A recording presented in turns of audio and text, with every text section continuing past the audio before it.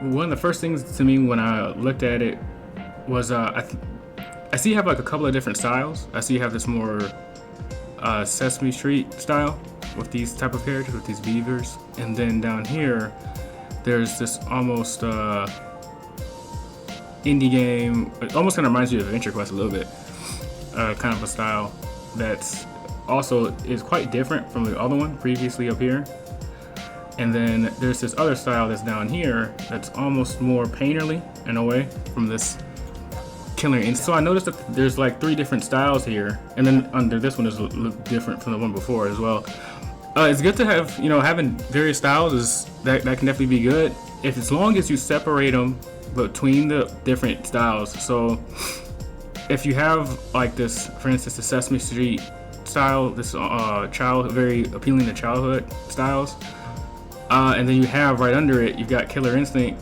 It can be to directors, it can be a bit confusing, if that's the word that I want to use, because they almost don't really know what they're gonna get, and they want like an expert, right? They want someone who's like a honed expertise in their field or in that direction. And when you have these separate different styles, it's almost like you're a plumber, but then an electrician, and then a mechanic. You get what I'm saying?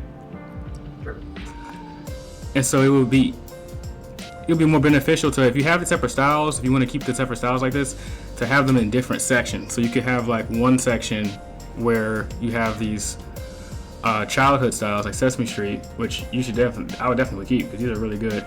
And you can have another section where you have this painterly high dark fantasy type of style, and then you can have another section where you have this indie game, almost this vector like style. And so that way the directors can see, they can go right to where they want. You see what I'm saying? They can go right to where they're looking for, and they can see, instead of being distracted by the other stuff and having to scroll through, they can go right to where they want, and they can see, okay, Danny knows what he's doing. He's got these different variations. He's got these different characters. He's got these different VFXs. He knows exactly what he's doing. Instead of, if I was let's say I was looking for, let's say if I was making a Killer Instinct indie game, right? Well, and you emailed me, right? I'll say, oh, okay, he's got this experience. He's obviously, he knows what he's doing. This is great. But the first thing I would see is the 7 beavers. And so I wouldn't actually see what I was looking for until way down here. Right. And so, they only look at your portfolio for a couple of, 2 minutes tops. And so it would slow them down from the process. And, you want to have increase the highest percentage of chance of you getting through it as possible. So I would keep this for short, or keep these different ones as well. I would just put them in sections based on the styles. Okay, that makes sense. It almost sounds like you're suggesting, because I don't know, this is built in Adobe Portfolio. I don't know if you're familiar with that. Oh yeah, that's what I use too. Oh yeah? Yeah. That's a good one, right? Yeah, for sure. I can actually bring mine up over here.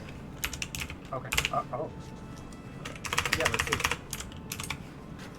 So I only use one style, but actually I do have another style, but I don't put it in this one.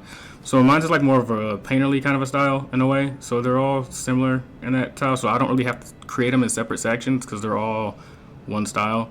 But if I was to have a separate style like that, that's from the other portfolios I've looked at. It seems like that's more of a way that it's beneficial to the recruiters and the directors to know exactly what they're going for. Right.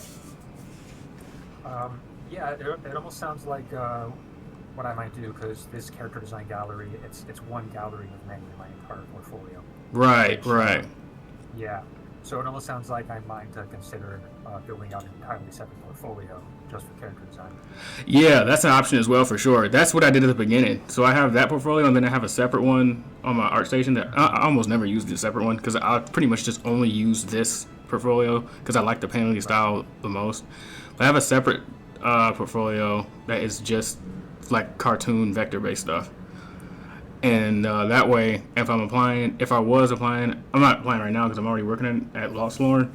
But if I was applying at another studio, I would send out this vector-based one to maybe if I was applying to like mobile games, and then if I was applying to illustration positions or studios that have more of a painterly style, I would send this kind of style, and that way you can do the same thing. You can have two. You can have a separate one for the vector drawings, and then you can have a separate one for the like concept Killer Instinct type style. Yeah, because one thing, honestly, it's a problem that I kind of have with my own portfolio is that there's a lot of stuff, kind of random designs and short form animations. A lot of them live in the GFX folder, for instance. But I wonder if there's a world where I could maybe take some of those and file them away into a more specified character design folder, if that makes sense. So you want to put these in your character design portfolio? Not these specifically. Actually, okay, yeah, maybe like these are just little icons, but Yeah, these could be good vectors though. yeah. Further down, there's some like random animations. I don't know if those fit necessarily in the character design portfolio. I don't know that they belong in a graphics folder either necessarily. But it's stuff I've made. A lot of these are just personal projects that I've gotten good reception. Right. Yeah. Yeah. So whatever you're applying, so if you're applying for character design, right, which is it sounds like your main focus is, I would keep that up front, and then the other stuff you can keep the GFX stuff at the bottom if you want to keep it, but they may just glance over it. They're not really gonna pay that much attention to it because that's not really what they're hiring you for. You know what I'm saying? Right. If you want to keep it in there, you can. It does should have like part of your past experience in it, so you can keep that in there. But I would still have my main focus on having the character design up front, since that's what you're mainly going for. I would put this section above the animation, since this is what you're mainly focused on. And you always need to keep your main focus, almost like a composition, right? You want to keep your main focus right at the forefront. And I would move this up front, and then I would move the animation and everything else below it. You can keep the GFX stuff. I just would put it, further down. And I believe you were asking about moving these into your character design. Possibly. I don't know. I don't know if you have a thought about that. Well, these are more like vectors, and let me go back and look at your characters and see if that could fit. Yeah, see, I feel like if you put this in the vector section of your portfolio, since you're gonna have a separate portfolio with just the vectors in it, like I feel like some of those could fit at the bottom as like little icons. You know what I mean? Like you mentioned before. I feel like this one and this one, especially, some of these could fit as like graphic design icons as vectors. Sure. Okay. Yeah, I would do that with those. But aside with that, yeah, that would work for sure. Okay. Okay. Yeah, there's more stuff too that. Well, yeah, I have more stuff on file that I might think about as far as that. Right. Okay. Okay. Yeah. The only other thing was the only other things I would put up here, whatever you're going, like since you're going for character design, I would put Daniel Napoli and then put your title underneath it, right? So you would want to put, for instance, I believe I have my title there. Like you could put, let's see what's it at. You could put your title below here so that they know right what your expertise is. Right. You could put character design, Daniel Napoli, character designer, or yeah, so you're going for Daniel Napoli, character designer up front, and then have this one switch it so that the layout is a bit more clear. That will be the only other thing that I would say, because you have like your pieces are really good. I'll just say it was just the organization. That could be a little bit worked on. Okay. That's a great note. Okay. That does lead the question. In terms of entry level positions. So I have very little experience as officially as a character designer. Right. I have more practice in the craft than professional experience for sure. Right. So there's the question then of breaking in. The portfolio is one piece. Portfolio is one piece. The resume is the other one. I don't know that you offer advice on that exactly, but Yeah. there's a world where I could cobble one together based on what experience or tertiary experience I have had in that. Uh, does that make sense? Yeah, you're asking how do you create a longer resume for character design when you haven't had too many character design positions yet? Basically, yeah. Okay, so how many on here is character design? Because most of this is animation, correct? Yeah, animation or graphic design. So, there's the startup that I'm involved in now. This video game I'm working on. I have a separate resume that expounds on that a little bit more. I should probably update this now that I'm thinking about it. There's that. There's Sesame Street. Um, Oh, that's let's cool. see. Bipartisan Policy Center. Technically, it was more of an explainer video type thing, so I don't know how relevant that is. Um, but also, I had a contract with Titmouse a while back where I worked with a creative director who he hired me as a storyboard revisionist, Right. but he let me make some adjustments to some character art while we were at it, and that was like this was years ago, but that was like one of the first things that clued me in on. Okay, maybe this is a path Right, for right. a person. That's really impressive. Yeah, that's definitely. I would definitely keep that in here because it shows that you have a lot of. You may not have as much experience in character design, but you still have a lot of experience in the art field. Mhm. You know what I mean?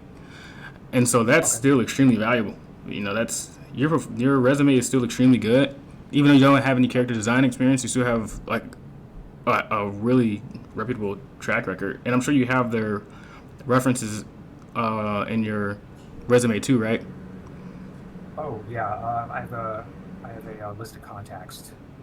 I People have told me list three or four, but I have like a dozen. Yeah, yeah. You can never have too many. Yeah, that's great. Sure. So I would definitely.